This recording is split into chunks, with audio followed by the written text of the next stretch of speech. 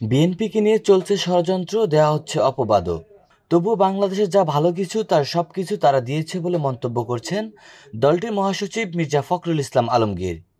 আজ শনিবার 20 সেপ্টেম্বর দুপুরে কিশোরগঞ্জ জেলা বিএনপির ত্রিবার্ষিক সম্মেলন উপলক্ষে উদ্বোধনী ভাষণে তিনি এসব কথা বলেন। মির্জা ফখরুল ইসলাম বলেন, কোনোদিন মাথা নত করেনি বিএনপি, তাই দল ও তাদের নেতাকর্মীদের ভয় পাওয়ার কিছু নেই বলে আশ্বস্ত করেন তিনি। বলেন, জিয়াউর রহমান ও খালেদা জিয়ার ধারাবাহিকতায় বাংলাদেশ বিনির্মাণ করবেন তারেক রহমান।